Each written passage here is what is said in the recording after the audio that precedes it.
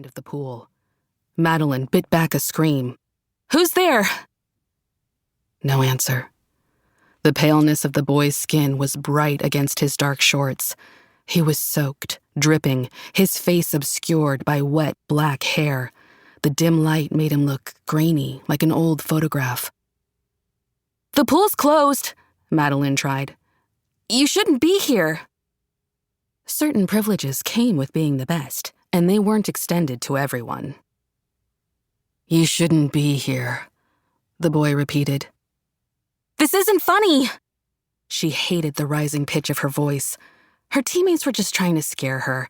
This was just a prank, like how they'd replaced her racing suit in her bag with a pink string bikini at the holiday invitational, and she'd nearly missed the first heat, or the time they'd written "Blow Coach K" on her weekly training schedule.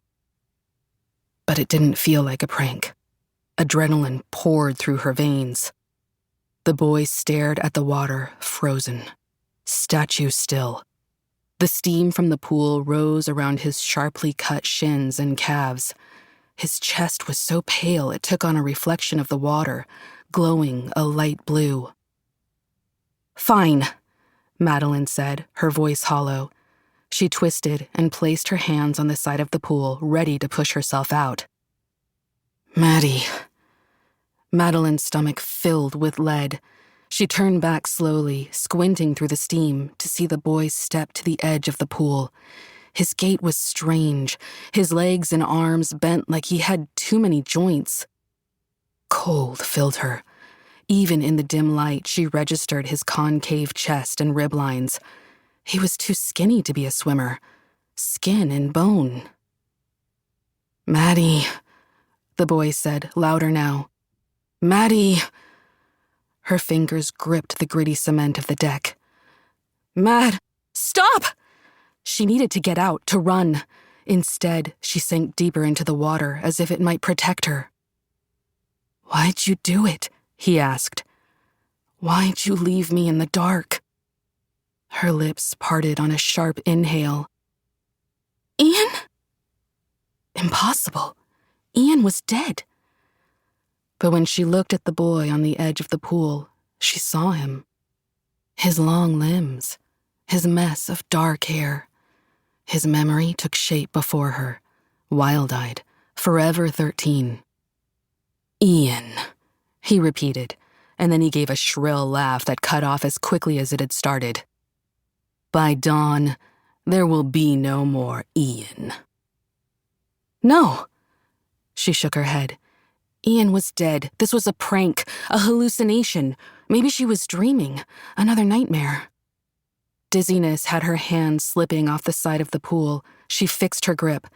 This wasn't real. "Finish the game," the boy who couldn't be Ian said. She shook her head, water sluicing from her cap as she tried to push the images he'd conjured back into the locked box in her brain. Cards. Painted with symbols they'd acted out like charades. The cave, punched into the riverside. The moments before the end, when everything had felt right. "You're not real," she whispered. She knew what today was. She'd felt it coming all week, a storm on the horizon.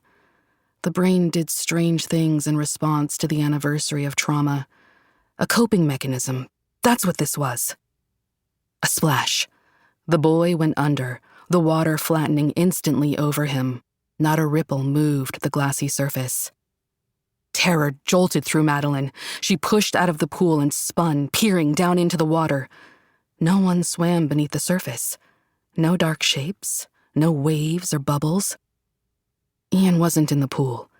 Ian wasn't there at all. A breath huffed from her lips. She didn't notice that the humid air had begun to cool until goosebumps covered her arms and legs, and her shuddering breath made a puff of steam. At the far end of the pool, the water began churning in a spiral motion as if it were being drained. Then something at the bottom bolted toward her, its wake rippling the surface like an accusing arrow. She scrambled back, just barely grabbing her keys, and ran. Emerson.